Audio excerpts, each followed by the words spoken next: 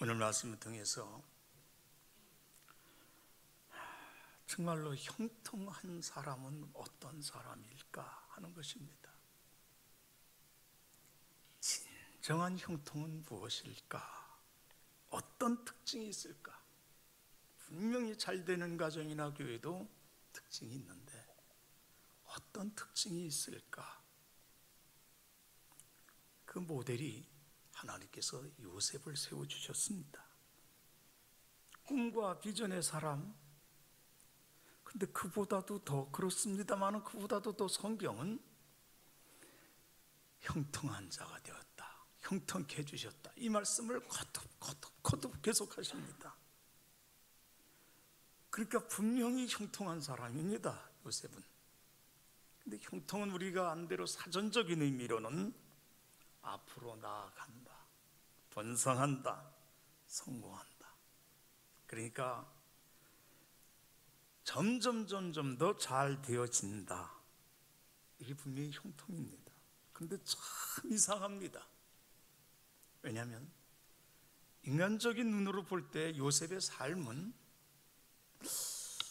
지금 본문이 말씀하시듯이 그렇게 형통하다고 그렇게 보기가 쉽지 않습니다. 이미 우리는 잘 아시는 대로 야곱의 12아들 중에 11번째 아들이고, 그리고 야곱의 4부인 중에 그 라헬을 통해서 태어났습니다만, 그런데 아버지가 편애를 해서 채색 옷을 입혀서 옷슬이 긴, 그러니까 일을 하지 않았습니다. 10명의 형들은 일을 했는데, 그리고 철이 없었습니다. 고자질을 하고, 하나님이 꿈을 주셨는데 그걸 그대로 얘기하는 걸 보면 상대방에 대한 배려도 잘 할 줄 모르는 요셉이었던 것 같습니다. 우리가 알지만 배려 없는 사람하고 살기가 참 쉽지 않습니다. 그런데 그런 것 같습니다. 그러니까 형들이 죽이려고 했습니다. 넷째 아들 유다의 간언에 의해서 그는 분명히 미디안 상인 이스마엘 상인에게 은 20냥에 팔립니다. 그리고 노예로 애굽의 보디발의 친위장 보디발의 집에 노예가 되었습니다. 그런데 참 이상합니다. 분명히 철없는 요셉이었고 일을 해보지 않는 요셉이었는데, 성경에는 말씀하지 않지만 무엇이 계기가 되었는지, 어떤 계기가 분명히 있었습니다마는 그가 완전히 보디발의 집에서 다른 사람이 되었습니다. 얼마나 성실한 사람인지, 얼마나 진실된 사람인지 이렇게 변했습니다. 그리고는 얼마나 그 일을 성실하게 진실되게 하는지 보디발이 보니까 됐습니다. 그래서 가정 총무로 삼습니다. 대소사를 다 해서 섬깁니다. 그리고 지낼만 하니까 놀랍게도 보디발의 아내에게 유혹이 있습니다. 아주 끈질기고 무서운 유혹. 그런데 그 유혹 앞에서 역사에 길이길이 남을 그 말을 남겨줍니다. 내가 이 큰 악을 행하여 어찌 하나님 앞에 득죄하리까? 역사 이래 이런 놀라운 말씀을 남기고는 승리합니다. 그 유혹에서. 이건 정말 어렵습니다. 그럼 그 결과가 무엇이란 말입니까? 상으로 돌아왔으면 좋겠는데 놀랍게도 강간 미수범, 그리고 정치범 수용소에 죄수가 되어집니다. 요셉의 인생, 어디를 봐도 형통한 인생이라고 말할 수 없습니다. 어떤 이가 말했던 대로 요셉은 소년기에는 채색 옷 행복이었고, 그 그의 청년기에는 노예복 그런 연단이었고, 그리고 그의 장년기에 이르러서는 죄수복을 입는 나락으로 떨어져 앞을 봐도 희망이 없고 옆을 봐도 그렇습니다. 그런데 놀랍게도 하나님께서는 이런 요셉을 형통하다고 말합니다. 그럼 도대체 이 형통이 무엇일까 하는 것입니다. 그 첫째가, 따라 하십시다. 같이 하십시다. 하나님이 함께 하심이 진정한 형통이다. 할렐루야. 우리 이미 봉독했습니다.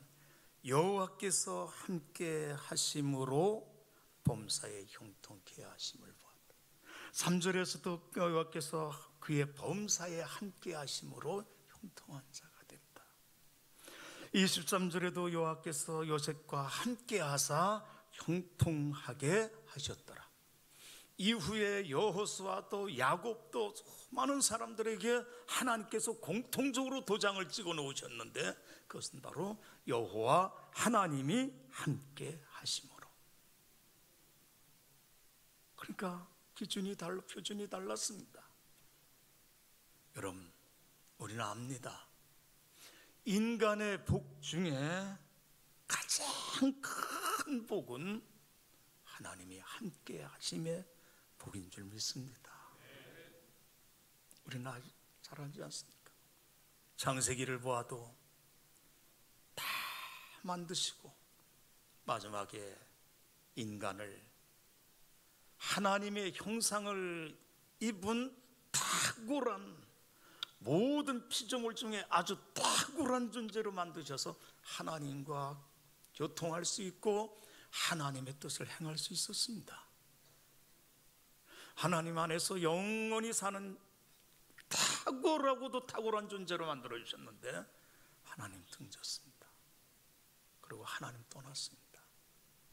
그리고 온갖 비극이 다 왔는데 아담은 그때로부터 자식을 낳아도 가인과 아벨 형제 중에 살인이 있었고, 하나님은 그 아벨 대신해서 셋을 주시고, 셋은 자식을 낳았는데 에노스를 낳습니다. 근데 그 이름을 자식을 낳아서 에노스라고 부릅니다. 죽을 수밖에 없는 존재. 보았습니다. 고통받고 그러다가 죽어가는 모습들, 처절하게 인간에게 죽음밖에 없는, 그래서 죽을 수밖에 없는 존재임을 깨닫게 됐습니다. 아들의 이름을 에노스라고 지었습니다. 그럼 죽을 수밖에 없는 존재인데 어떻게 교만할 수 있어요? 죽을 수밖에 없는 존재인데 어떻게 하나님 멀리해요? 하나님의 은혜의 손길이 아니면 우리가 어떻게 살아요? 여러분, 솔로몬은 모든 것을 다 누렸습니다만, 해볼 일 못 해볼 일 다 해봤습니다만, 그의 젊은 날에는 아가서로 사랑을 노래했습니다. 그의 중년은 잠언을 펼쳤습니다. 그리고는 그의 노년에 의해서 참회서를 기록한 것이 전도서 아닙니까? 자기 인생 참회서. 그리고 마지막 12절의 마지막 장에 가서 너희는 청년의 때에 너의 창조주를 기억하라.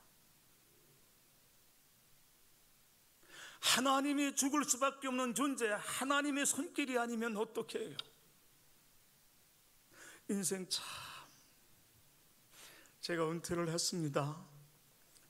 6월 말에 은퇴를 하고 7월 달에 들어서 저희 합동신학, 우리 합신, 저희 동기들 은퇴자 모임이 있습니다. 저희 동기들 은퇴자 모임. 그래서 저는 신입이기 때문에 은퇴 신입이라서 갔습니다. 들어가면서 깜짝 놀랐습니다. 웬 상노인네들이 앉아 있어요 거기에. 그 깜짝 놀라서 돌아 나오려고 그러니까 서목사 들어와. 깜짝 놀랐어요. 40년도 안 됐습니다. 우리 신학교 졸업한 지가. 아니 옛날에 그 모습들, 그 중에는 우리나라의 최고의 대학에서, 최고의 대학원에서 번역도 잘하면서, 사모님 중에는 교육계 교장, 전혀 다른 모습들. 저라고 얘기했습니까? 여러분, 하나님의 은혜의 손길이 아니면 어떻게 살아요? 세월 앞에 불과 몇십 년이 안 되는데 그렇게 변해가는 모습이었습니다. 그래서 하나님께서 택하시고는 믿음의 귀한 복을 주시고는 하나님께서 그토록 주고 싶은 말씀이 있었어요. 내가 너와 함께 한다는 것이었어요. 아브라함을 부르시고 내가 너와 함께 한다. 아브라함아, 나는 너의 방패요 너의 지극히 큰 상급이다. 내가 너와 함께 한다는 것. 너 이거 좀 알아라. 내가 쓰러지지 않고는 넌 절대로 쓰러질 수 없는 거 알아라. 우리 하나님이 네 헤브론 땅이 너의 상급이 아니야. 너의 상급은 바로 나야. 나 외에는 없어. 하나님께서 모든 사람들에게 동일하게 주십니다. 누구나 다 어르신들, 저도 제 자식들을 생각하면 짠합니다. 해줄 걸 제대로 못 해줘서. 그래서 짠하지요. 있으면 주고 싶고. 우리 예수님 마지막 제자들에게 떠나시면서 볼지어다 세상 끝날까지 너희와 항상 함께 있으리라. 할렐루야. 우리 사랑하시기 때문이었습니다. 가장 좋은 것이기 때문에. 그러니까 이 세상 우리는 비록 부족하고 보잘것없어도 하나님이 함께 하심보다 더 큰 복이 없고요, 하나님이 함께 하심보다 더 큰 상급이 없고요. 그래서 어떤 분은 예수님을 만나고 나서는 고백하기를, 나는 천국이라도 예수님 안 계시면 나는 싫고요, 나는 지옥이라도 예수님 계시면 나는 좋아요. 내 가슴을 열고 가슴을 열어라. 내게는 예수다. 입을 열어도 예수님이에요. 우리 하나님은 이것을 그토록 알고 싶어 하시고 하나님의 손길로 살기를 원하시는 하나님이신 줄 믿습니다. 두 번째, 진정한 영통은 하나님의 신실한 통로가 되는 것입니다. 여러분, 요셉 애굽의 총리도 되었습니다.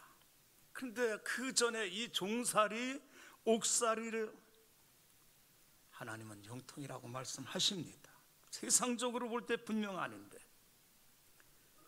이때든지 잘 되었을 때든지 하나님께서 원하시는 것은 하나님의 복의 통로, 하나님의 나라. 그것 아닙니까? 하나님의 복의 통로로 부르셔서 아브라함도 부르셔서 하나님께서 너를 복의 근원으로 삼겠다는 것이었습니다. 복의 통로지요. 그래서 너로 말미암아 모든 족속이 복을 받으리라. 야곱에게도 너와 네 자손들로 인하여 모든 족속들이 복을 받으리라. 하나님께서 이 상동 21세기 교회 우리를 불러주셨습니다. 앞으로 어떤 역사가 일어날지 하나님만이 아실 것입니다. 하나님의 이 복의 통로요, 하나님의 은혜로 가득하시길 주 이름으로 축원합니다. 하나님은 우리가, 저도 은퇴자입니다만, 우리가 하나님의 복을 받은 그 정류장으로 있기를 원치 않습니다. 우리가 하나님께 복을 받은 정류장으로 있으면 누구일지라도 영적으로 무력해지기 쉽습니다. 하나님은 우리가 복의 통로, 하나님의 복의 통로요 신령한 통로가 되기를 원하십니다. 이것이 하나님이 부르신 모든 사람들에게, 모든 가정에. 주보를 보니까 새신자들이 참 많이, 그러니까 전도에 지금 아주 올인하고 있으신 모습을 보았습니다. 우린요, 한 사람이 들어온다, 이것은 어마어마한 일인 것으로 알았습니다. 다른 사람 모르겠어요. 제 자신을 보면 알겠어요. 이것은 한 가문이 한 사람이 들어온 것은 한 가문이 들어오는 것이니까 어마어마한 일이었습니다. 그러니까 복의 전고장으로 끝나지 않습니다. 여러분, 하나님의 신실한 통로가 되는 것. 제 얘기를 해서 죄송합니다. 제가 광주 사랑의 교회로 여러분 기도를 참 잘해야 됩니다. 제가 강원도 사람입니다. 강원도에 개척을 하기 위해서 졸업할 때 가방 짊어지고 이렇게 돌았습니다. 근데 눈에 들어오지 않습니다. 서울에서 부부 전도사로 있는데 바로 옆에 교회를 다 내줄 테니까 목회를 하라는데 큰 길 건너면 예배당이었습니다. 그런데 이게 목회 윤리상 되는 일이겠습니까? 그래서 거절했습니다. 그리고 하나님께 기도하기를, 하나님, 첫 번째로 보내는 대로 가겠습니다. 그러니까 첫 번째 나온 곳이 충청남도 대천에서 저 들어가 해가지고 탄광촌이었습니다. 그래서 아이들을 데리고 탄광촌으로 들어갔습니다. 3년 동안에 하나님의 역사가, 우리 이 교회는 하나님의 역사로 가득한 줄 믿습니다. 하나님이 신비한 은혜를 베풀어 주셔서 자립되어지고 1년 반 만에 교회가 그런 교회가 되어졌습니다. 그리고 3년 지나서 증축하고 다 이렇게 하고, 그리고 저를 통해서 처음으로 세우신 권사님이 교통사고로 소천을 하시는데 제 마음속에 떠나야 되겠다. 그래서 떠나야 되겠다 생각이 들고는 하나님 첫 번째로 보낸 대로 가겠습니다. 그랬더니 얼굴도 본 적도 없는데 저희 선배님이 거기까지 찾아오셨습니다. 얘기 듣고 찾아왔습니다. 그랬더니 당신이 광주에 개척을 했는데 교회가 지금 한 분이 계시다가 1년도 못 계는데 어렵습니다. 가주십시오. 하나님 그렇게 기도했는데, 그래서 거기 가겠다고 그러니까 서울서 아시는 분들이 막 오라고. 근데 첫 번 기도를 했으니까 갔습니다. 교회 모습이 이게 아닌데. 그리고 제가 가서 상당히 큰 교회를 이룰 줄 알았습니다. 근데 좀 지나면서 보니까 교만한 마음이다. 어떻게 해야 되나요? 아브라함은 씨앗이다, 이삭은 싹이다, 그럼 순번째로 노는 세 번째니까 야곱이다. 든든한 연결고리가 되도록 해라. 든든한 통로가 되어서 12가지 뻗어나가듯이 그 일을 감당해라. 알았습니다, 하나님. 그리고 기도가 바뀌었습니다. 든든한 연결고리가 되어서 한 사람 한 사람 일꾼들을 잘 세워줘서 떠나도 그러기를 원합니다. 그래서 저는 연결고리의 역할을 하고 은퇴를 했습니다. 여러분, 직장에서, 가정에서, 일터에서, 사업에서 무엇을 하든지 우리는 하나님의 든든한 통로인 줄 믿습니다. 마지막으로 세 번째, 진정 형통한 자는 다른 사람을 유익하게 합니다. 요새 보십시오. 가정총무가 되는 그 순간부터 그에게 돌아온 것은 그가 자라온다고 해서 지위가 올라간 것도 아니고 월급을 더 받게 된 것도 아니고 보디발과 그 가정의 모든 가정이 복을 받았다고 그랬습니다. 그가 총리가 되어서는 애국과 바로 왕과 주변 나라와 그 가족들이 복을 받았습니다. 아브라함도 야곱도, 여러분, 세상은 형통의 복을 받으면 그 형통의 열매를 내 자신이 취하려고 하기 때문에 문제가 됩니다. 근데 하나님께서는 우리를 부르사, 참으로 미약하지만 하나님께서는 우리를 부르사 우리에게 주신 은혜로 말미암아 하나님께서는 내 주변이, 가정이, 교회가, 다른 사람들이 복을 받게 하나님 쓰시기를 원하십니다. 그러니까 은혜를 받으면 남편이 그 열매를 알고, 은혜를 받으면 아내가 알고 자손들이 알 수 있습니다. 교회가 그래서 알 수 있습니다. 요셉을 통해서 진정으로 가르쳐 주시는 것이었습니다. 진정으로 형통한 자는 하나님이 함께 해주시는 사람이요, 진정으로 형통한 자는 하나님의 신령한 통로가 되는 것이요, 진정으로 형통한 자는 다른 사람을, 주변을 유익하게 하는 것이요, 그래서 하나님의 카메라는 그 사람에게 집중되어 있습니다. 요셉이 주연입니다. 그리고 다른 사람들은 그가 바로왕이든지 누구든지 다 주연이었습니다. 하나님은 우리를 그렇게 생각합니다. 그리고 마지막에 진정 형통한 자는 세월이 지날수록 점점 더 아름다워집니다. 세월이 지날수록, 물론 휘어져가는 머리, 들어가는 주름살, 막을 길은 없습니다만 그의 영성도, 그의 인격도, 요셉도 야곱도, 비록 잔깨로 살다가 야곱이 나중에는 점점 더 아름다워져 가고 마지막은 경배로 그 인생을 마쳤듯이 그의 인격도, 그의 영성도 점점 더 아름다워집니다. 그는 이유는 하나였습니다.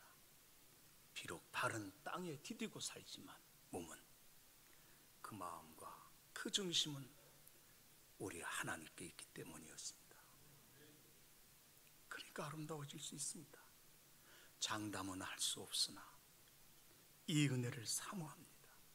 그래서 요셉은 내 유고를 죽을 때도 내 유고를 메고 나아가달라. 발은 땅에 디디고 있지만 몸은 저기 있기에, 마음은 저기 있기에. 그래서 점점 마지막까지 세월 지날수록 그 인격이 아름다워져 가는 삶, 그렇게 생을 하나님께 드려지는 삶, 그럼 하나님이 모든 것을 책임져 주시는 줄 믿습니다. 세월은 아픔도 있고 기쁨도 있지만 아픔이 많습니다. 물 건너면 또 물이듯이. 그러나 신실하게 하나님을 의지하고 바라보며 말씀대로 그렇게 소망하며 하나님 보러 사는 자에게 하나님은 보답 주시는 것에 결코 인색하지 않습니다. 조금 부족한 것 같아도 결코 우리 하나님은 그 세월 속에 과정은 있습니다만 보답해 주시는데 결코 인색하지 않은 걸 알았습니다. 지금 이 순간에도 저는 광주로 가서 제가 만난 사람들은 적어도 얼마나 정이 많은지 한 번도 가보지 못한 곳이었습니다. 31년 살았습니다. 얼마나 정이 많고 얼마나 착하고 얼마나 가슴이 따뜻한지, 마지막 순간까지, 은퇴 순간에도, 그리고 지금 나와서 어제까지도 얼마나 따뜻한지 정치적인 건 잘 모르겠습니다. 그건 제가 목사니까요. 적어도 제가 만난 사람들은, 그리고 얼마나 주님을 사랑하는지, 번성의 복과 장대의 복과 형통의 복이 함께 하신 이 상동 21세기 교회와 목사님과 사모님, 당연 모든 성도님들 위해 정거장이 아니라 더 놀라운 형통의 복으로 뻗쳐나가시는 그래서 하나님께서 이 한국교회의 어려운 시대에 한국교회를 정말로 깨우는 이런 교회와 성도들이 되시길 주 이름으로 축원합니다. 하나님 우리 아버지 영광을 받으십시오. 부족한 종을 통해서 하나님께서는 또한 말씀을 증언케 해주셨습니다. 하나님 은혜입니다. 우리의 만남도 하나님 은혜입니다. 영광을 받으십시오. 사랑하는 하나님이 앞에 예배하는 모든 성가대를 비롯해서 모든 알게 모르게 수고하는 모든 이들을 복의 복으로 형통의 복으로 함께해 주시옵소서. 예수님의 이름으로 기도드립니다. 아멘. 이 시간 다 같이 자리에서 일어나셔서 여기에 모인 우리 1, 2절 우리 찬송 부르시고 우리 서문석 목사님께서 축도해 주시겠습니다.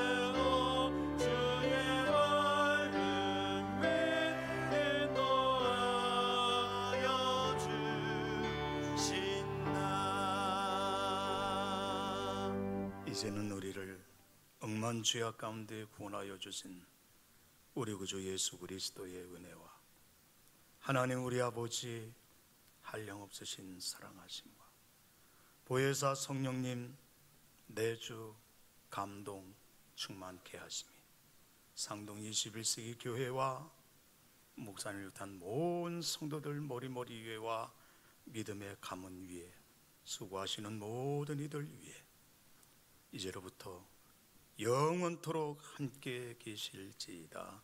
아멘.